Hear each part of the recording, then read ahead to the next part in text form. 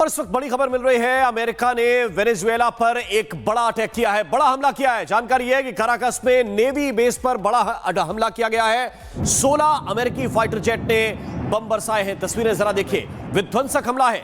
हमलों के लिए चिनूक आर्किटेक्ट्स का भी इस्तेमाल किया गया है। इस वक्त की बड़ी खबर आपको बता रहे हैं, जबरदस्त बम धमाके हुए हैं। नेवी बेस को निशाना बनाते हुए ये बड़ा हमला किया गया है वेनेजुएला की राजधानी काराकस की। ये तस्वीरें इस वक्त हम आपको दिखा रहे हैं। 16 फाइटर जेट इस्तेमाल किए गए इस हमले के लिए और वेनेजुएला पर एक बड़ा हमला बोला गया है। इसका अनुमान पहले से लगाया जा रहा था कि अमेरिका वेनेजुएला को तहस नहस कर सकता है और बड़ा अटैक कर सकता है, लेकिन ये लाइव तस्वीरें जो सामने आई हैं वो हम आपको दिखा रहे हैं, किस तरह से धमाके हुए हैं, कैसे जबरदस्त बम बरसाए गए हैं। अमेरिका ने ये जबरदस्त हमला वेनेजुएला के ऊपर बोला है। काराकस के आसमान की ये तस्वीरें जहां पर धुएं का गुबार उठता हुआ दिख रहा है और ये देखिए किस तरह से चिनूक आर्किटेक्ट्स का भी इस्तेमाल किया गया है, वो भी इन तस्वीरों से साफ तौर से आप देख सकते हैं कि किस तरह से ये हमला किया गया है। और इस मामले को लेकर कोई आधिकारिक बयान भी अमेरिका की तरफ से अभी तक दिया नहीं गया है। यानी बम बरसाए जा रहे हैं खुले आम, एक तरह से कहिए कि अमेरिका अपनी तानाशाही, अमेरिका अपनी शक्ति की ताकत का प्रदर्शन, अपनी शक्ति का मुजाहिरा इस वक्त खुलेआम कर रहा है और वेनेजुएला पर बड़ा हमला अमेरिका की तरफ से बोला गया। अमेरिका ने बम बरसाए हैं। ये देखिए, दो तस्वीरों के जरिए आपको दिखा रहा हूं किस तरह से आसमान में हेलीकॉप्टर्स और लड़ाकू विमानों ने बम बरसाए हैं और दूसरी तरफ उनका इंपैक्ट कैसा हुआ है ये भी जरा आप देखिए। ये तस्वीरें इस वक्त हम आपको दिखा रहे हैं। जानकारी है कि मिरांडा एयरबेस को अटैक किया गया है, नेवी बेस को अटैक किया गया है, यूएसए की तरफ से बमबारी की गई है। काराकस जो वेनेजुएला की राजधानी है वो बुरी तरह से क्षतिग्रस्त हुई है, काफी नुकसान वहां पर पहुंचा है। हेलीकॉप्टर से भी बमबारी की गई है, 15 से ज्यादा फाइटर जेट इस्तेमाल किए गए, ये भी जानकारी इस वक्त मिल रही है। और काराकस के पास जो एयरबेस है, मिरांडा एयरबेस, उसको टारगेट करते हुए ये निशाना बनाया गया है। इसके अलावा जानकारी यह है कि कई तरह के वहां पर हेलीकॉप्टर्स भी देखे गए हैं, एडवांस हेलीकॉप्टर। ये देखिए,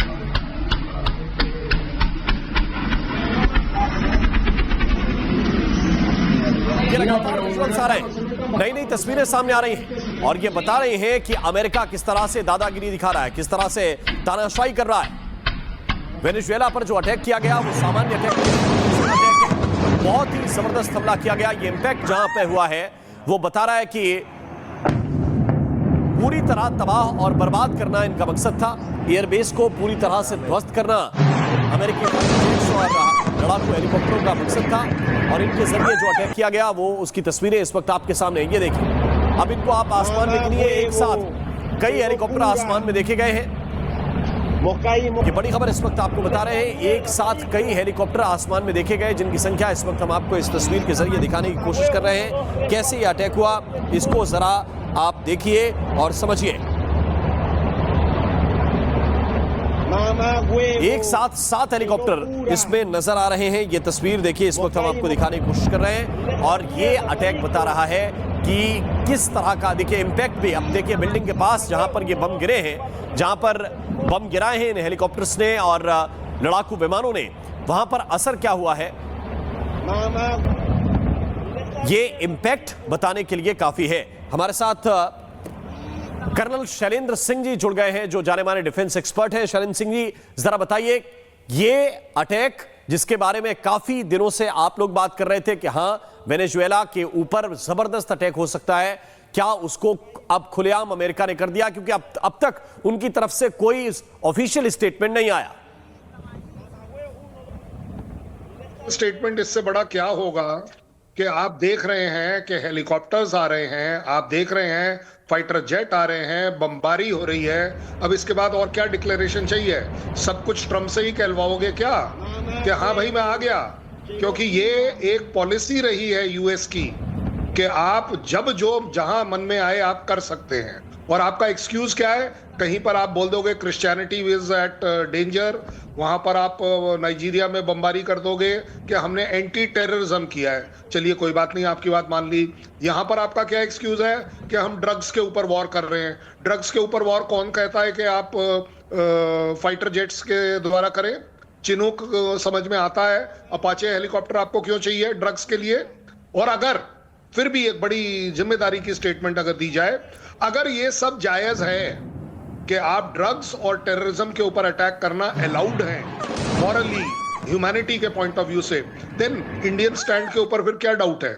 I think India has a better stand. हम तो पाकिस्तान की मदद करते हैं कि वहां की टेररिज्म कम हो जाए, क्योंकि वो तो खुद ही मानते हैं कि हमारे ऊपर टेररिज्म का सबसे बड़ा कहर ढाया हुआ है। देखिए, प्रॉब्लम यह है कि पूरी दुनिया इस बिलीफ में काम कर रही है कि नहीं, हमारा अपना मॉरल वैल्यूज हाई होना चाहिए। आप देख रहे हैं एक के बाद एक, कहीं पर भी आप लगा लीजिए, जिसने अटैक करना था वो अटैक करके निकल गया। वो है यूएस, चाहे वो ईरान वाले अटैक ले लो, चाहे नाइजीरिया ले लो, चाहे कहीं ले लो, आप कर सकते हैं। दूसरे के केस में ह्यूमैनिटी बीच में है, ह्यूमन राइट बीच में है। आप मुझे एक रीजन दे दीजिए कि मैं ये बिलीव ना करूं कि अगला अटैक क्या होगा। अगला अटैक ग्राउंड फोर्सेस का होगा, और ये तब तक प्रेशर बनाया जाएगा कि जब आप देखेंगे कि प्रेसिडेंट वेनेजुला रिजाइन करेंगे, भागेंगे, क्योंकि ऑलरेडी उनके महल के बाहर गाड़ियों का लाइनअप दिख रहा है। ये मेरा कहना नहीं है, ये यूएस का कहना है। और यूएस एक तरीके से एक एनवायरनमेंट बना रहा है, चाहे वो फॉल्स हो, चाहे वो लीडिंग हो जी, चाहे वो प्रोपोगंडा हो। ठीक है, कर्नल सिंह मैं आपके पास वापस लौट कर आता हूं। इस वक्त मेजर जनरल राजेंद्र कोचर जी इस वक्त मेरे साथ जुड़ गए। राजेंद्र जी, आपका क्या एनालिसिस है इस अटैक को लेकर? और अगर ये ड्रग्स के खिलाफ कोई वॉर है, अगर किसी बहाने से वॉर है, तो फिर नेवी बेस, एयरफोर्स के बेस ये सीधे तौर पर क्यों निशाने पर लिए जा रहे हैं?